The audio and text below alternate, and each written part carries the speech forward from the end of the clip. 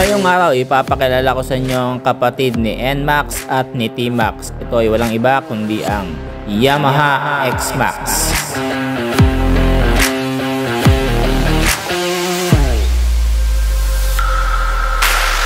Mabilis, stylish at functional. Ang bagong X-Max 300 na ito ay isang mabisang paraan para mag-travel sa city at maging sa malalayong lugar. Kaya naman hindi ka magtataka na makita ang sports scooter na ito na isa sa pinakamabenta pagdating sa kanyang kategorya. Pinapakita ng X-Max ang kanyang napakaganda at dynamic bodyworks at ganun din ang LCD instrument ay nagbibigay naman sa smartphone mo para makakonekta sa iyong motorsiklo. Ang X-shape ng LED headlamp nito ay nagpapaangat lalo sa pagiging X-Max ng motor na ito.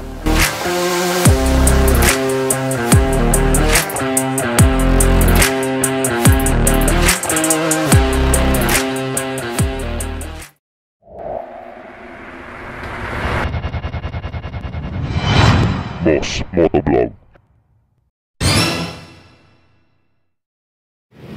Andito po tayo ngayon sa Barangay Tagapo, Santa Rosa, Laguna. Yamaha to at halos katapat lang to ng SM Santa Rosa. At dito nga ay nakita natin yung pinakabagong disenyo ng X-Max na talaga namang napakaganda, no? At ibang-iba na siya sa naunang labas ng X-Max. Meron pa rin po kayong makikita ng mga pailan-ilan yung mga old model ng X-Max. Pero halos sa mga flagship store ng Yamaha, ito na po yung makikita nyo, yung ganitong disenyo na.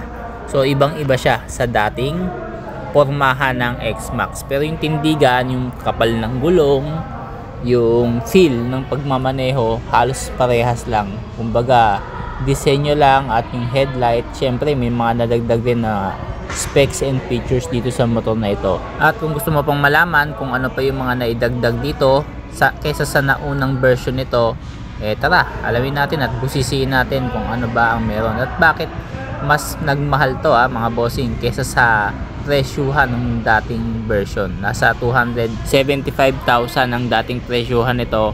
Ngayon nasa ano na po siya, 302,500 kung dito nyo po yan bibilin sa Yamaha Motorlandia.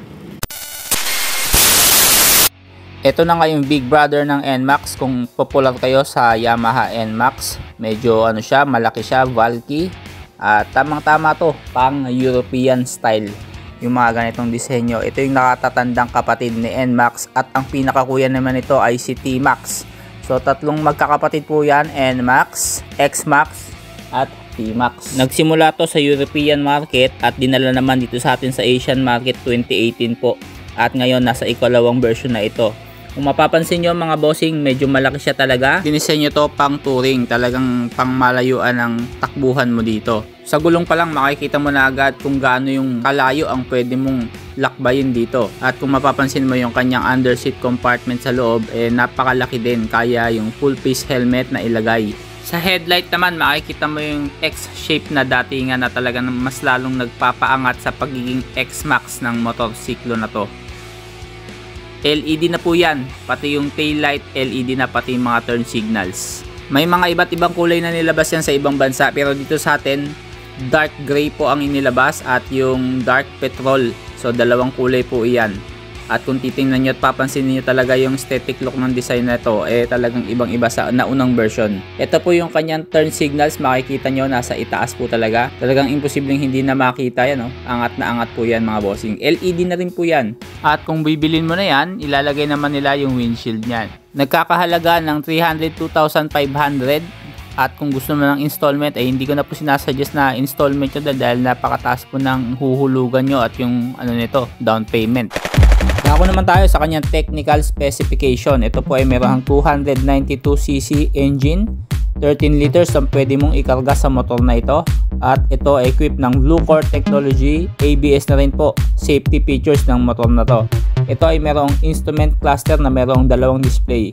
Meron niyang TFT instrument panel, 4.2 inches po ang kanyang color display at meron niyang 3.2 inches speedometer display na mga bossing.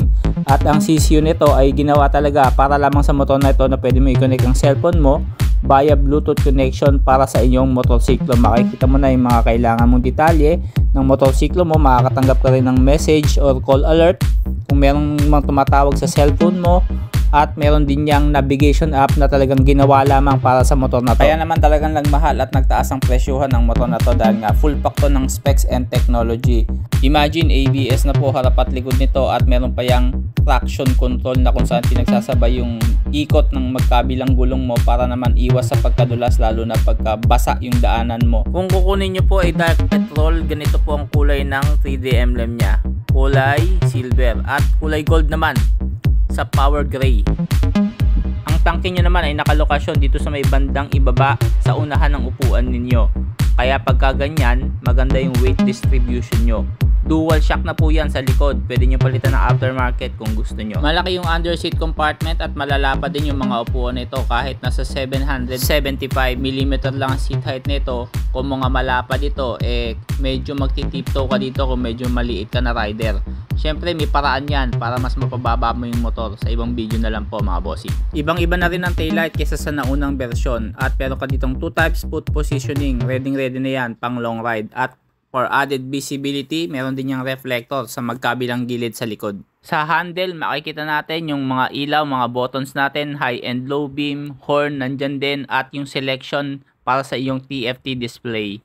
At ito makikita natin, hindi lang siya ma-operate dahil nga display lang ito, hindi pa siya bibilin. Pero makikita niyo sa mga ibang promotional video, makikita niyo. Sa may bandang kanan naman, makikita natin yung hazard switch at yung ignition switch andito rin po. Sa susian nyo mga bossing, sa may bandang itaas lang ng tangke nyo, dyan makikita nyo yung seat opener at yun yung bukasan ng tangke kung magpapagasolina na po kayo. Integrated na po yan at keyless, wala na pong disusi-susi po ito. At kung talagang buong buo na sa lobo at balak mo nang kumuha na ito, ay baka magdalawang isip ka sa ipapakita kong motorsiklo na sa iyo ngayon. Dahil konti lang po diferensya nito, mas mataas lang to ng konti, mas mababa naman yung i-offer ko sa inyo sa susunod na video. Abangan natin ang R1 at R3. Dito lang yan sa ating YouTube channel.